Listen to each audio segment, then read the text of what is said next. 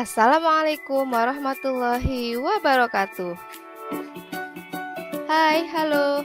Jumpa lagi dengan saya, Evi Koryana, Widaiswara Ahli Pertama dari Kementerian Desa, Pembangunan Daerah Tertinggal, dan Transmigrasi.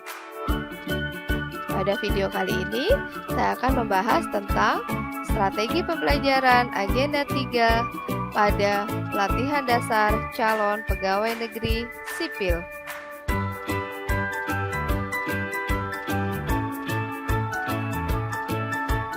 Berikut adalah dasar hukum pelaksanaan Latsar CPNS. Peraturan yang terbaru yaitu melalui Keputusan LAN nomor 13 tahun 2022 tentang pedoman penyelenggaraan pelatihan dasar CPNS dan Keputusan LAN nomor 14 tahun 2022 tentang kurikulum pelatihan dasar CPNS.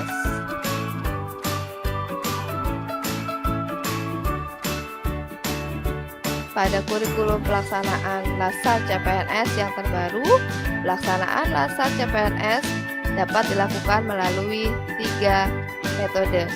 Metode yang pertama yaitu pelatihan klasikal, metode yang kedua yaitu blended learning, dan metode yang ketiga yaitu distance learning.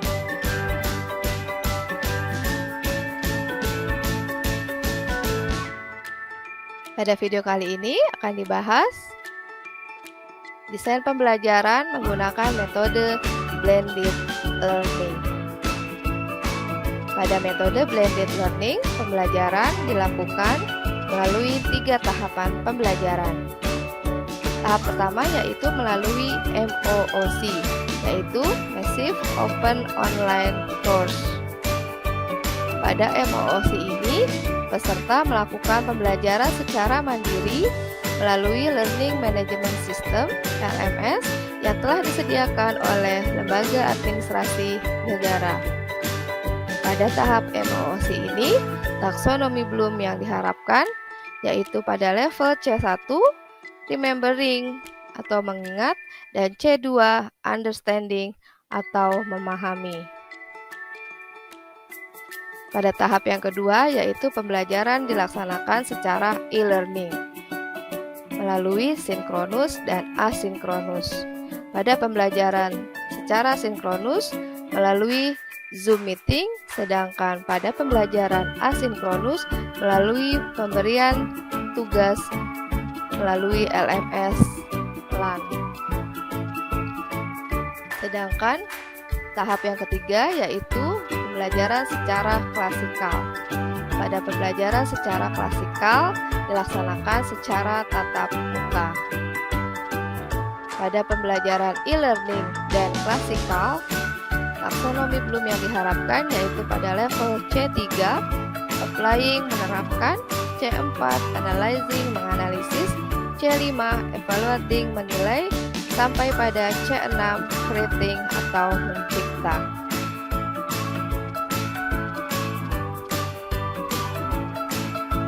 Pada agenda 3 ini yaitu kedudukan dan peran PNS untuk mendukung terwujudnya smart government, terdiri dari 2 materi yaitu manajemen ASN dan smart ASN. Jika pada agenda 1 peserta dibekali tentang komitmen janji melaksanakan tugas dan tanggung jawabnya sebagai ASN dalam rangka nilai bela negara, sedangkan pada agenda 2 peserta dibekali sikap dan perilaku dalam melaksanakan tugas dan fungsinya sebagai ASN melalui nilai dasar yaitu berakhlak, berorientasi pelayanan, akuntabel, kompeten, harmonis, loyal, adaptif, dan kolaboratif. Pada agenda 3 menitik beratkan pada pembekalan skill peserta untuk dapat melaksanakan tugas dan tanggung jawabnya sebagai ASN yang berkarakter dan profesional yang akan diimplementasikan pada aktualisasi, yaitu memberikan public service atau pelayanan publik di unit kerjanya masing-masing melalui aktualisasi pada agenda habituasi.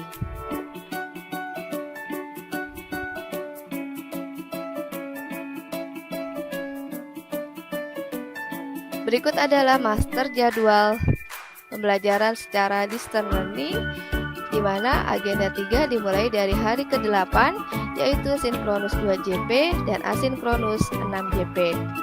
Hari ke-9 asinkronus 9JP dan hari ke-10 sinkronus selama 3JP.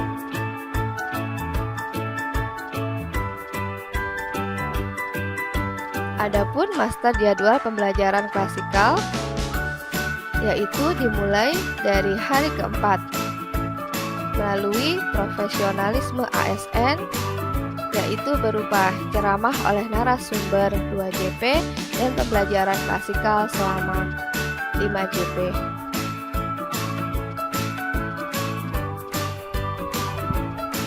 Berikut adalah desain pembelajaran hari ke-8 dengan total 8JP.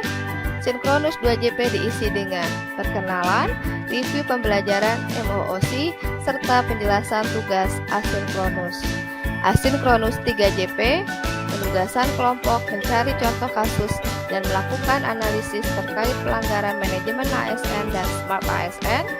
Asinkronus 3JP, penugasan individu melakukan environmental scanning, yaitu mencari isu aktual di unit kerja masing-masing terkait manajemen ASN dan Smart ASN. Desain pembelajaran hari ke-9 diisi dengan 9JP asinkronus, 5JP penugasan kelompok membuat video role play menjadi ASN yang smart dan profesional, 3JP penugasan individu melakukan analisis hasil environmental scanning di penugasan sebelumnya, 1JP penugasan individu membuat video learning jurnal pembelajaran agenda ketiga.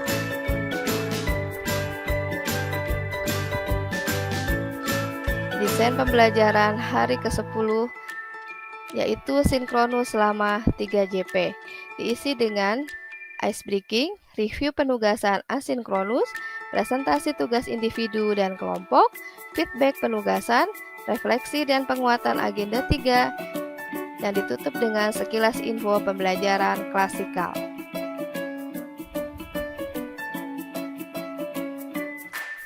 Berikut adalah desain pembelajaran klasikal, diisi dengan ceramah 2JP terkait profesionalisme ASN oleh narasumber, dan klasikal 5JP diisi dengan pembukaan dan ice breaking, sharing session pelaksanaan aktualisasi di unit kerja masing-masing, observasi virtual ke instansi atau lembaga, dan membuat refer of service, presentasi hasil observasi, lesson learn, dan penguatan agenda 3, dan ditutup dengan kesimpulan dan penutup. Pada pembelajaran klasikal agenda 3 ini,